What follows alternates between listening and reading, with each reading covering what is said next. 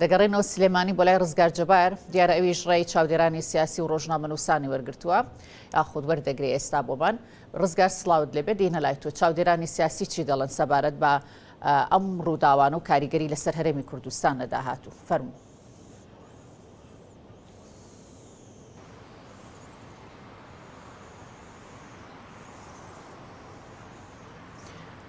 ڕزگار ئەم ڕووداوانە چ کاریگەرێکی لەسەر هەرێمی کوردستانە؟ ینی لە داهاتوو چاودێرانی سیاسی چی دەڵێن؟ ئەم ڕووداوانە کاریگەری لەسەر هەرێمی کوردستان دەبێت؟ بەناسڵاو لە بێڵبەتە مێوە زۆرترین دەرفەت و کات بەخشم بە میوانەکەم کە بەڕێز کەمال ڕەو ڕۆژنامەنووس و چاودێری سیاسیە. کاکەمال سوپاس بۆم دەرفەتە. لە دوای ڕووداوەکانی بەرەبەیانی ئەمڕۆ بە ئاماژکردنی ئیسماعیل هەنیە دۆخی سیاسی ناوچەکە چی لێ دێ؟ پێشبینیتان چیە؟ لە ڕاستیە خۆی ڕووداوەکان زۆر خێران و زۆر چڕ و پڕن. کۆمەڵە گۆڕانکاری زۆر لە ناوچەکە ڕووی داوە و پێشبینیە کرێ هەندێک گۆڕانکاری تریش ڕوو بدات و لەناو ئەو گۆڕانکارانە عێراق بێبەش نییە لە ناو ڕووداوانە، چکار بۆ خۆی دوێنێ هەندێک بردومان بووە لە ناوچەی جۆرفی سەخڕوانە و عێراق بەهۆی نزیکی لە ئێرانەوە، ئێران بەهۆی تدەخولی و دەزوەردانی لە ناو ڕووداوەکانە لە ناوچەکە، ئێران میحوەری بەشێکە لە میحوەری گەمە و گۆڕانکاریەکان. بۆیە پێم وابێ ئەم گۆڕانکاریانە تا ڕادەیەکی زۆر لە چەند ڕۆژی ئایندا بینین خێراترە بێت و هەندێک پێشبینی هەیە کە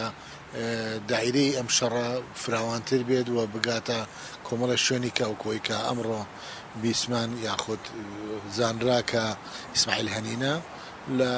ناو عاسیمە ناو پایتەختی تارانە تیرۆر کراوە و کوژراوە کە ئەمە بۆ خۆی ئاماژەیەکە بۆی کە دایرەی شەڕەکە جگە لە لوبناان و ئێران و عێراق خڕەنگە شوێنی کەش بگرێتەوە. ئەوەی کە جگای نیگەرانیە تا ڕادێگەوێت کە کورد لەناو ئەم ئەحداسانە یاخۆ ئاگاداری لەم ئەم ڕووداوانە زۆر بیاگایە و بەهۆی ئەو کێشانەی کە ناو خۆی کوردستانە هەیە، ناو هەرێمی کوردستانە هەیە، تا ڕادێکی زۆر ئەتوانم بڵێم بێلایەن ینی بێدەسەڵاتترین یاخود لاوازترین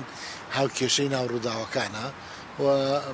بینیمان ئێمە لە چەند ڕۆژی ڕابردووە تورکیا بە عەمقی 40 کیلۆمەتر هاتوۆتە ناو هەرێمی کوردستانەوە و هەندێک شوێنی گرتووە، هەندێک لە هەندێک شوێن ئاڵای کوردستانی ئاڕای کوردستانی داگرتووەوە، لە هەندێک شوێن هاوڵاتیانی هەرێمی کوردستانی تەنگە تاو کردو، بەڵام حکوومەتی هەرێم هیچ هەڵوێستێکی نییە. حیزبە سەرەکیەکان کە ڕۆلی گەوریان هەیە لە حکومڕانی ئەم هەرێمە لە 30 ساڵی ڕابردووە هەڵوێستێکی دیاریکراوی وایان نییە. بۆیە پێم وایە لە ناو ئەم ڕووداوانەشە هەرێمی کوردستان تەنها سیرکرد دەبێت و هیچ ڕۆڵێکی پێنا بدرێت یاخۆی ناتوانێت هیچ ڕۆڵێک ببینێت. تەنها خەمەکەی ئەوەیە کە ئەمڕۆ بتوانێت موچە لە ڕێگای بەغاوە دابینکە بۆم هاوڵاتیانە تقریبان ئەم حکوومەتی هەرێمی کوردستانە گەشتین بە قۆناغێک، گەشتین بە دۆخێک کاتوانم بڵێم وەکو کاربەڕێکەرێکی بەغای لێ هاتووە، نە کاربەڕێکەری حکوومەتی ڕاست پێراوەکو فەرمانبەر لەلایەن بەغدا دەوانێت موچەی پێدا بەشکرێت و گۆڕانکارەکان کە حکوومەتی عێراق دەوێت لە هەرێمی کوردستان بکە لە ڕێگای ئەم حکوومەتی هەرێمەوە جێبەجێ بکات.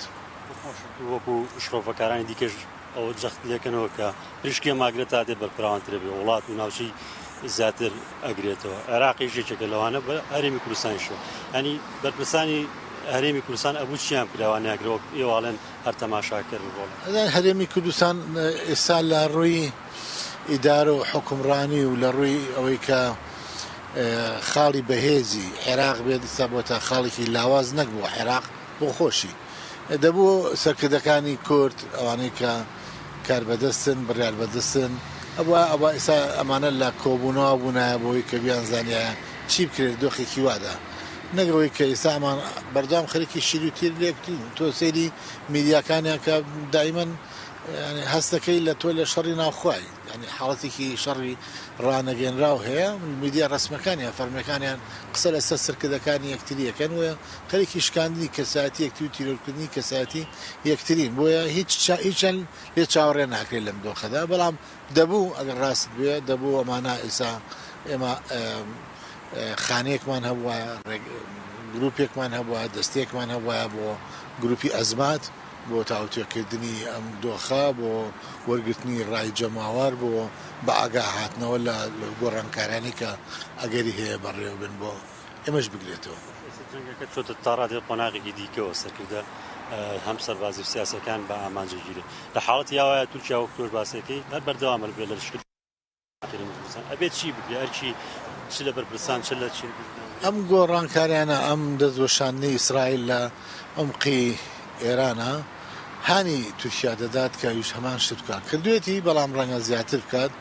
و مەترسیەکان بۆ سەر هەرێمی کوردستان من پێما بێ